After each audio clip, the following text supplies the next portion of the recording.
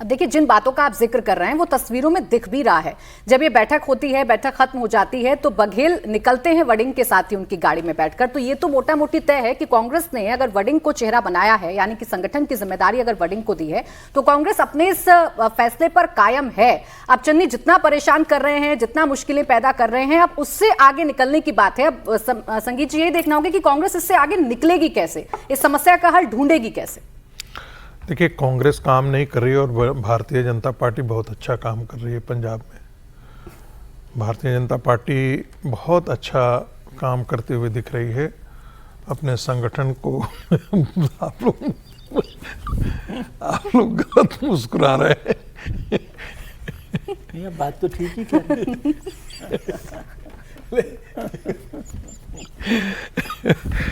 मतलब देखिए, जो शुरू से यहाँ के एक्सपर्ट लोग पहले से बता रहे थे, तो मैं उन्हीं का सहारा ले रहा हूँ।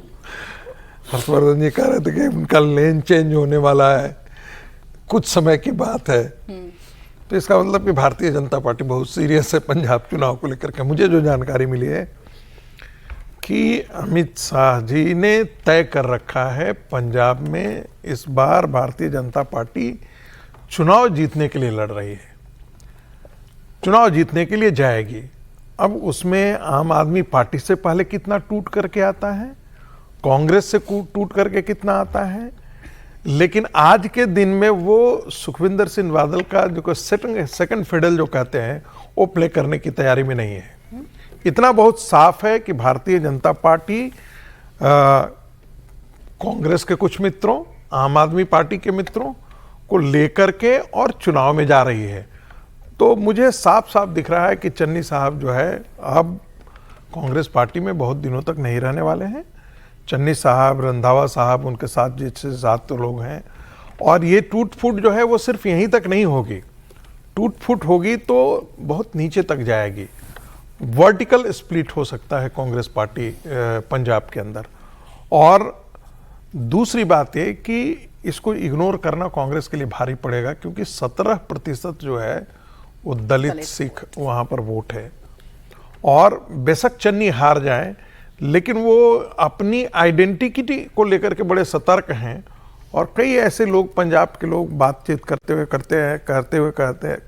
भी रहे थे, जिसका जिक्र मैंने कहानी कुर्सी में पहले भी किया था, कि भारतीय जनता पार्टी को एक दलित सिख चेहरा लेकर के आना चाहिए यदि वो पंजाब में अपने बल पर सत्ता में आना चाहती है। तो ये कई लोगों ने हमें बताया।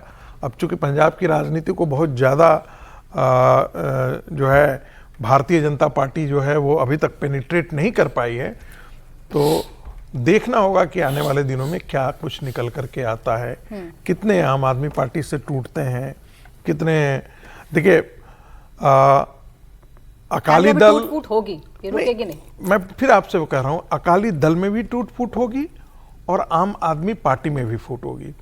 बहुत सारे ऐसे हैं जो भगवंत सिंह मान के नेतृत्व से बिल्कुल ही खुश नहीं है, बिल्कुल नाखुश है, उनको भी बदलना चाहते हैं। लेकिन अरविंद केजरीवाल की जिद है कि अरविंद केजरीवाल चाहते हैं कि भगवंत सिंह मान भी जो है वो मुख्यमंत्री बने रहें। तो अब देखना है कि आम आदमी पार्टी में से कितने लोग कल जाकर के बाहर निकल करके आते हैं।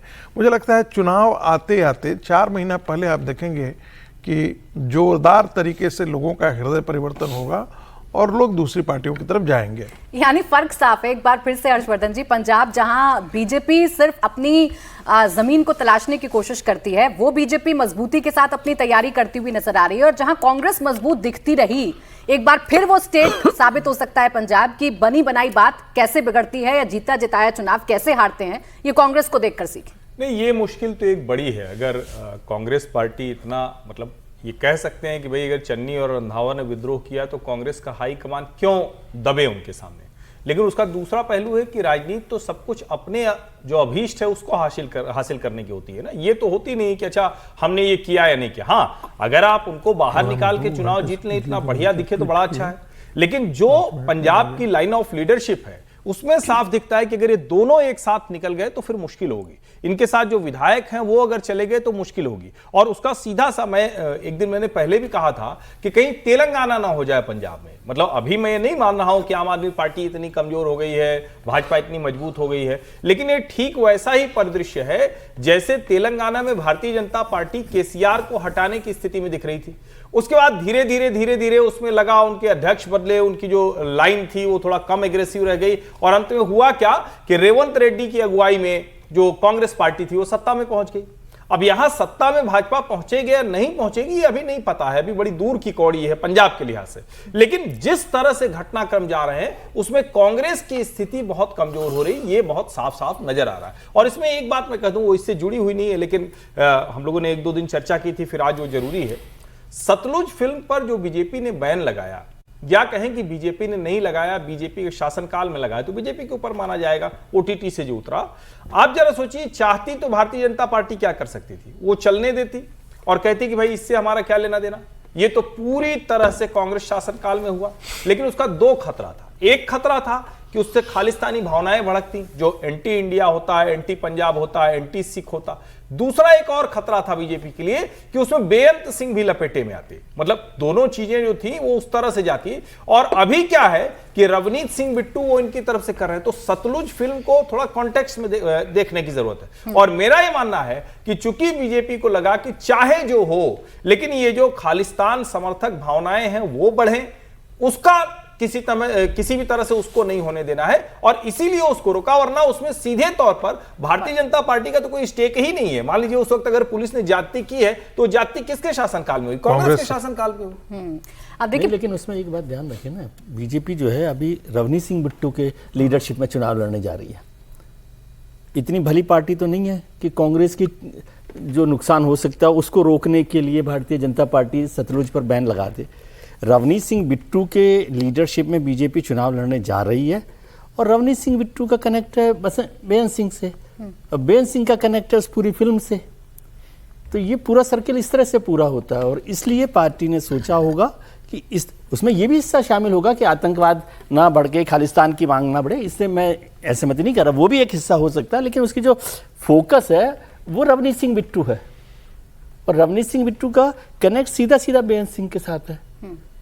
इसमें हम किसी चीज पर वो नहीं जा रहे कि उनकी जिम्मेदारी है कि नहीं है या क्या है, लेकिन इसका एक पॉलिटिकल कॉन्टेक्स्ट ये वाला है।